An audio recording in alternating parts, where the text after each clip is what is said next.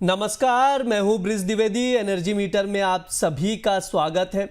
जैसा हम लोग देख रहे हैं, अमेरिका वेनेजुएला के बीच लगातार तनाव बढ़ता जा रहा है। अमेरिका ने वेनेजुएला पर हमला भी किया, वहां के राष्ट्रपति मादुरो को गिरफ्तार भी किया। दुनिया भर के बाजार में देखें तो अनसर्टेनिटी का माहौल क्रिएटेड है इस वक्त अगर देखा जाए। अमेरिकी राष्ट्रपति डोनाल्ड ट्रंप ने वेनेजुएला पर हमले के बाद अपना बयान भी दिया है, जिस पर दुनिया भर की नज़रें टिकी हुई है। स्पेशली एनर्जी मार्केट के लिए खलबली जैसी खबर है, क्योंकि प्रेस कॉन्फ्रेंस में ट्रंप ने खुलासा किया है कि वेनेजुएला की पूरी लड़ाई असल में तेल संसाधनों के कंट्रोल को लेकर थी। उन्होंने कहा कि दुनिया की सबसे बड़ी अमेरिकी तेल कंपनियां वेनेजुएला में अरबों डॉलर का निवेश करेंगी। दशकों से बदहाल पड़े वेनेजुएला के तेल कुओं और पाइपलाइनों को अमेरिकी तकनीक से ठीक किया जाएगा। हम तेल निकालेंगे और पूरी दुनिया में इसे बेचेंगे। हालांकि अभी यानी आज के सेशन में देखा जाए तो क्रूड की कीमतों में बहुत ज़्यादा इम्पैक्ट हमने नहीं देखा है।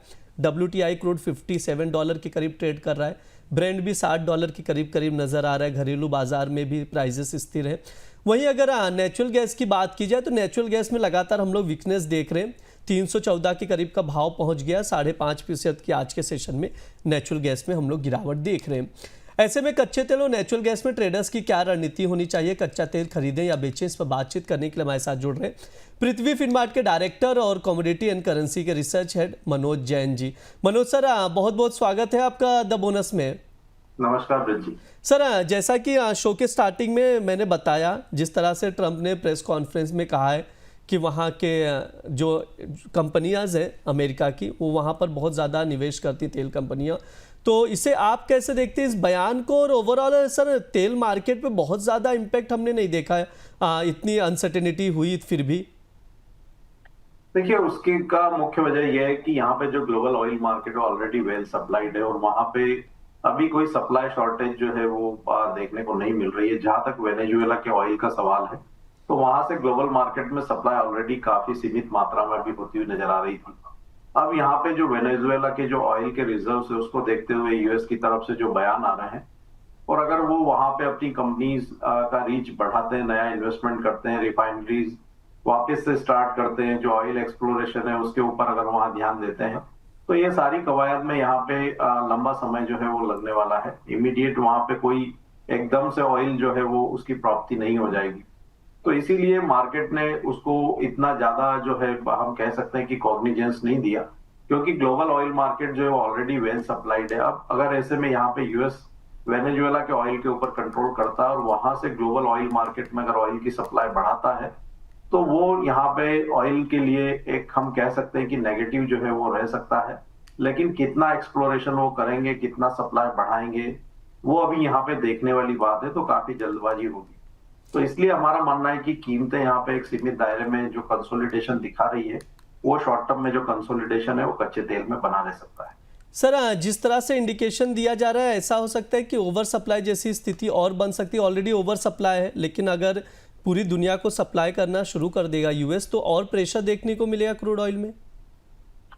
बिल्कुल, यहाँ पे अगर बड़ी मात्रा में एक्सप्लोरेशन होता है और अगर कीमतें घटाई जाती है तो निश्चित रूप से कीमतों के ऊपर प्रेशर रहेगा। लेकिन मेरा मानना है कि कोई भी देश, यहाँ पे जो भी ऑयल उत्पादक देश है, वो ये नहीं चाहेगा कि कीमतें $55 के नीचे जाए, क्योंकि काफी सारे जो देश है उनके जो उत्पादन की लागत है वो $50 से $55 के बीच में रहती है। तो बहुत ज्यादा नीचे कीमतें रखना भी ग्लोबल इकोनॉमी के लिए मतलब वहां पे हम कह सकते हैं कि अच्छे संकेत नहीं होंगे। तो उसको भी यहाँ पे जो ऑयल उत्पादक देश है वो ध्यान में रखते हुए ही ऑयल की कीमतें तय करेंगे।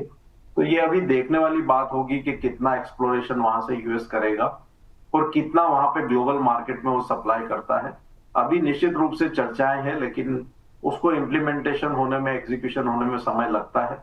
तो अभी हमको कोई जल्दबाजी नहीं दिखाना चाहिए, और इसीलिए यहाँ पे मेरा मानना है कि जो शॉर्ट टर्म में जो कंसोलिडेशन है वो कच्चे में बना रह सकता है। जी बिल्कुल। अगर अक्सर घरेलू प्राइजेस देखें अगर आज के सेशन की, तो 5153 के करीब का भाव चल रहा है। सर, ट्रेडर्स को क्या सजेशन देंगे? सर, क्या कुछ लेवल्स देख रहे हैं आप?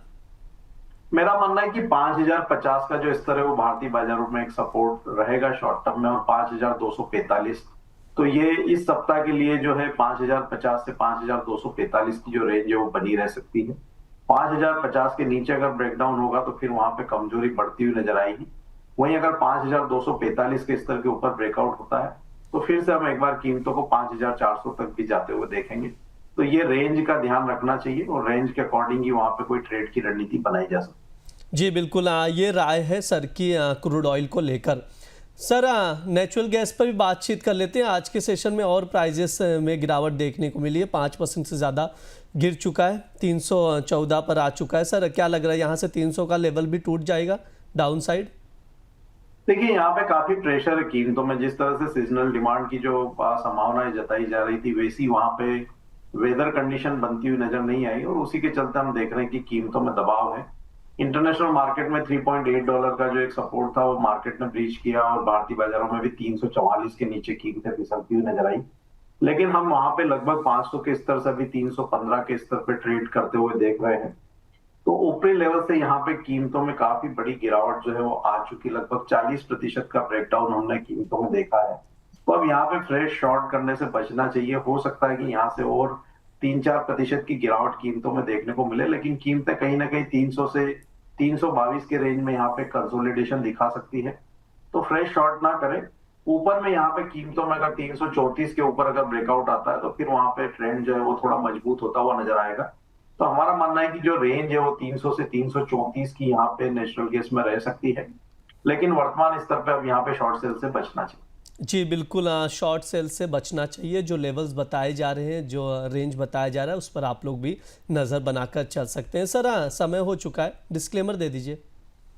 दोनों ही कमोडिटीज में हमारी कोई पोजीशन नहीं है। हमारे क्लाइंट्स की इनमें पोजीशन हो सकती है।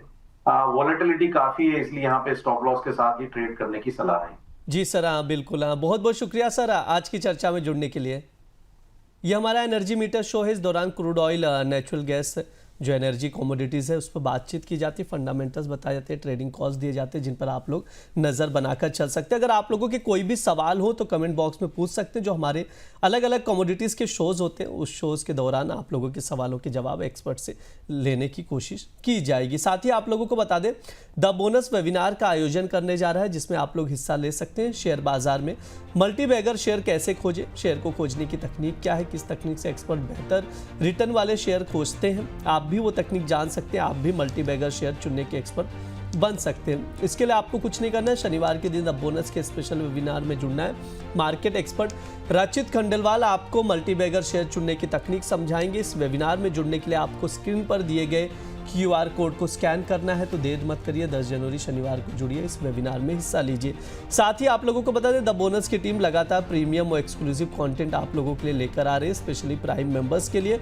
तो आप लोग भी प्राइम मेंबरशिप लीजिए और एक्सक्लूसिव और प्रीमियम कंटेंट का एक्सेस पाइए। फिलहाल के लिए इस शो में इतना ही। आप लोग बने रहिए द बोनस के साथ। धन्यवाद।